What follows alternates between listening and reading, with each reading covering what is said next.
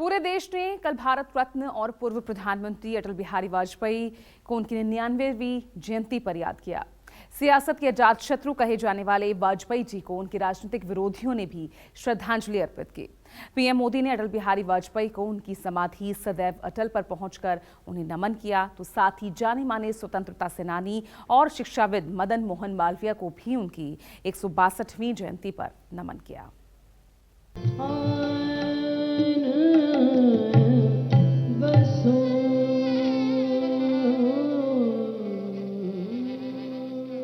सुबह सुबह सत्ता के शीर्ष की सारी शख्सियतें सदैव अटल पर श्रद्धांजलि देने पहुंची। भारत रत्न अटल बिहारी वाजपेयी की उनकी 99वीं जयंती पर नमन किया।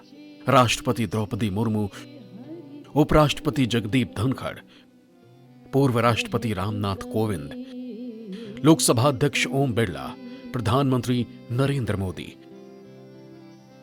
रक्षा मंत्री राजनाथ सिंह, बीजेपी अध्यक्ष जेपी नड्डा, केंद्रीय मंत्री निर्मला सीतारमण, अश्विनी वैष्णव और अनुराग ठाकुर समेत कई गणमान्य हस्तियों ने पूर्व प्रधानमंत्री अटल बिहारी वाजपेयी की समाधि पर पहुंचकर उन्हें श्रद्धांजलि दी। यूपी के मुख्यमंत्री योगी आदित्यनाथ ने आगरा स्थित अपने पैतृक गांव बटेश्वर में पूर्व प्रधानमंत्री और भारत रत्न अटल बिहारी वाजपेयी की 99वीं जयंती पर उनकी प्रतिमा का अनावरण किया। अटल जी को भारत माता का सच्चा सपूत और राजनीति का अजात शत्रु बताया। हम सब जानते हैं अटल जी भारत की राजनीति के अजात शत्रु थे। भारत को राजनीतिक अस्थिरता से उभारने, देश के अंदर राजनीति में शुचिता और पारदर्शिता का एक आदर्श प्रतिमान उन्होंने रखा था। आज का दिवस सुशासन दिवस के रूप में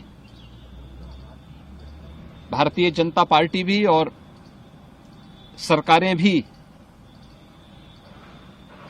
आयोजित कर रही हैं, सदैव अटल जी का स्मरण कर रही हैं और जिन मूल्यों और जिन आदर्शों के लिए सदैव अटल जी ने अपना जीवन जिया था, उन मूल्यों और उन आदर्शों के प्रति पूरी प्रतिबद्धता के साथ लग करके कार्य करने का संकल्प भी ले रही है। केंद्र में बीजेपी की पहली सरकार भी शायद इसीलिए बन सकी क्योंकि अटल जी वाकई सियासत के अजात शत्रु थे। पार्टियों से परे भी मजबूत रिश्ते थे। विरोधी का मतलब दुश्मन न था।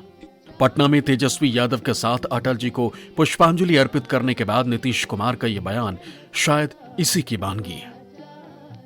हम लोगों का रिश्ता, हम लोगों का संबंध हमारा नीचे रखिए बहुत ज्यादा रहा है। जब हम एमपी रहे तब से, और जब उनकी सरकार बनी 100 साल हमको उन्होंने 3 विभाग की जिम्मेवारी दी थी और कितना मानते थे, और फिर हमको यहाँ का मुख्यमंत्री बनाने में, तो इसलिए उनका तो जो मेरे प्रति एक जिसको कहिए कि प्रेम था, हमको बहुत मानते थे और उनके प्रति मेरा बिल्कुल जो एक कहिए कि उनके प्रति आदर का भाव है, वो सब जीवन भर रहेगा मेरा, समझ गए ना, जब तक हम। और इतना ज्यादा उनका था, और जान लीजिए कि जब जितना दिन में रहे वो प्रधानमंत्री, तो वो कभी भी किसी दूसरे धर्म, किसी दूसरे वालों को कोई दिक्कत नहीं होती थी। दिल्ली से इतर पूरे देश में सियासत और सत्ता के दिग्गजों ने अटल जी को उनकी जयंती पर याद किया। भोपाल से जयपुर और जोधपुर से अंगुल तक सबने पूर्व प्रधानमंत्री को श्रद्धांजलि दी। केंद्रीय मंत्री गजेंद्र सिंह शेखावत ने अटल जी की जयंती पर झाड़ू भी चलाई। आज गुड गवर्नेंस डे है। सुशासन दिवस के रूप में अटल जी के जन्मदिन को मनाया जाता है और उसी सुशासन की व्यवस्था में 2047 तक भारत को एक विकसित राष्ट्र बनाने का जो प्रण प्रधानमंत्री जी ने लिया है और हम सबको भी दिलवाया है, उसी के माध्यम से हमारा राष्ट्र तब तक विकसित राष्ट्र नहीं बन सकता जब तक कि अपनी परंपराओं को हम मान्यता दें और उनका सम्मान करें।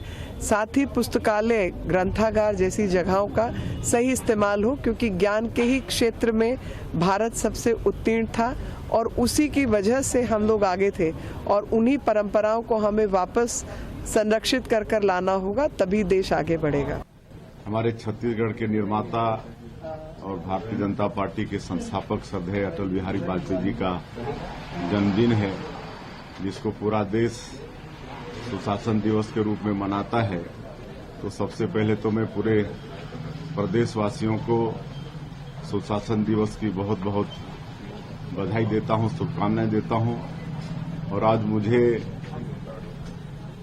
आप लोगों के माध्यम से प्रदेश को बताते हुए हर्ष हो रहा है कि मोदी की गारंटी में जो हम लोगों ने छत्तीसगढ़ के अन्नदाता किसान बंधुओं से वादा किया था कि अपनी जब 15 साल की सरकार थी 2 साल का बोनस नहीं दे पाए थे, तो 2 साल का एक मुफ्त बोनस 12 लाख से ज्यादा किसानों को आज उनके अकाउंट में करीब 3700 करोड़ रुपया ट्रांसफर कर रहे हैं। अटल बिहारी वाजपेयी की जयंती के साथ ही देश ने आज जाने माने स्वतंत्रता सेनानी एवं शिक्षाविद मदन मोहन मालवीय की 162वीं जयंती भी मनाई। दिल्ली में पीएम मोदी, लोकसभा अध्यक्ष ओम बिरला, रक्षा मंत्री राजनाथ सिंह और बीजेपी अध्यक्ष जेपी नड्डा समेत कई हस्तियों ने स्वतंत्रता सेनानी मदन मोहन मालवीय को श्रद्धांजलि दी। पीएम मोदी ने एक समारोह में महामना के लेखों और भाषणों के संग्रह की 11 खंडों वाली पहली श्रृंखला का विमोचन किया। पंडित मदन मोहन मालवीय संपूर्ण वाङ्मय का लोकार्पण होना अपने आप में बहुत महत्वपूर्ण है। ये संपूर्ण वाङ्मय महामना के विचारों से, आदर्शों से, उनके जीवन से हमारी युवा पीढ़ी को और हमारी आने वाली पीढ़ी को परिचित कराने का एक सशक्त माध्यम है। महामना जिस भूमिका में रहे, उन्होंने नेशन फर्स्ट, राष्ट्र प्रथम के संकल्प को सर्वोपरि रखा। वो देश के लिए बड़ी से बड़ी ताकत से टकराए। मुश्किल से मुश्किल माहौल में भी उन्होंने देश के लिए संभावनाओं के नए बीज बोए। आधिकारिक बयान में कहा गया है कि अमृत काल में देश के लिए बहुत बड़ा योगदान देने वाले स्वतंत्रता सेनानियों को उचित मान्यता प्रदान करना प्रधानमंत्री का दृष्टिकोण रहा है। इसी दिशा में collected works of Pandit Madan Mohan Malviya एक प्रयास है। 4000 पन्नों की ये कृति मालवीय जी के लेखों और भाषणों का संग्रह है। Bureau report, news 24। उधर टीएमसी सांसद कल्याण बनर्जी ने एक बार फिर उपराष्ट्रपति जगदीप धनखड़ की नकल उतारी है। बनर्जी ने कहा कि मिमिक्री करना उनका मौलिक अधिकार है और वो ऐसा करते रहेंगे। बीजेपी ने मिमिक्री को लेकर कल्याण बनर्जी और ममता बनर्जी पर हमला बोला, तो वहीं पूर्व कांग्रेसी और राज्यसभा के मौजूदा सदस्य कपिल सिब्बल ने राहुल गांधी का बचाव किया। क्या प्रस्ताव लाइएगा? कुछ जगह तो बख्शो। Mimicry of speaker, how ridiculous, how shameful.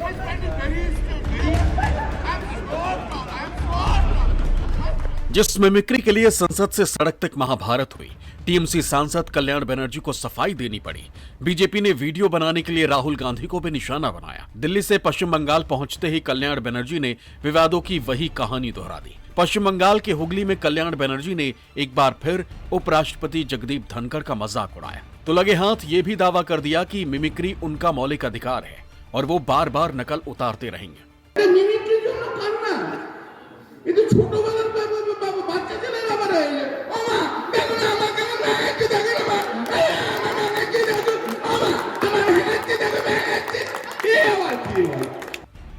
हाल में संपन्न हुए संसद के शीतकालीन सत्र के दौरान कई सांसदों को अमर्यादित व्यवहार के कारण दोनों सदनों से निलंबित किया गया। निलंबित सांसदों में कल्याण बनर्जी भी शामिल थे। निलंबित सांसदों ने संसद परिसर के मकर द्वार पर विरोध प्रदर्शन किया था। 19 दिसंबर को कल्याण बनर्जी विरोध प्रदर्शन के दौरान उपराष्ट्रपति की नकल उतारते हुए दिखाई दिए थे। वहीं कांग्रेस नेता राहुल गांधी उस दौरान कल्याण बनर्जी का मोबाइल फोन से वीडियो बनाते दिखे थे। उपराष्ट्रपति जगदीप धनखड़ ने इसको लेकर पीड़ा जताई थी, तो पीएम मोदी ने जगदीप धनखड़ को फोन कर बातचीत की थी। बीजेपी ने मिमिक्री को लेकर कल्याण बनर्जी के खिलाफ मोर्चा खोल दिया था, तो साथ ही राहुल गांधी को भी निशाना बनाया था। हालांकि कांग्रेस से अपनी राह जुदा कर चुके निर्दलीय राज्यसभा सांसद कपिल सिब्बल भी राहुल गांधी का बचाव कर रहे हैं, लेकिन बीजेपी कल्याण बनर्जी या राहुल गांधी किसी को भी बख्शने को राजी नहीं है।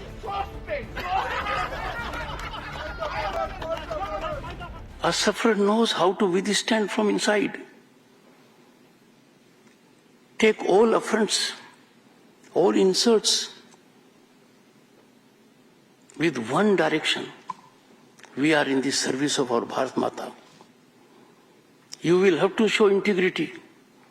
You will have to exhibit high ethical standards. There will be pressures and counter pressures. The Secretary knows that many a business thrive because of statistical data. If he were to reveal his mind, how industries prosper on data, how government policies are moderated by data, so they think let us manipulate the data and our balance sheet will go up. He knows it. अगर कोई किसी को mimic कर रहा है तो उसका हक है वीडियो बनाना, उसमें गलत काम क्या है? उसमें कोई गलत काम नहीं है। उसको वीडियो को उन्होंने अपने प्लेटफॉर्म से चलाया तो नहीं, तो उन्होंने बनाया वीडियो, तो इसमें गलत क्या है? मैं तो कहता हूँ प्रधानमंत्री खुद मिमिक्री करते हैं संसद के अंदर अन्य सांसदों की, और मुझे नहीं लगता कि कोई किसी को अपशब्द इसके अंदर कह रहा है। मैं नहीं समझता कि क्यों इस मामले को जबरदस्ती तूल दिया जा रहा है।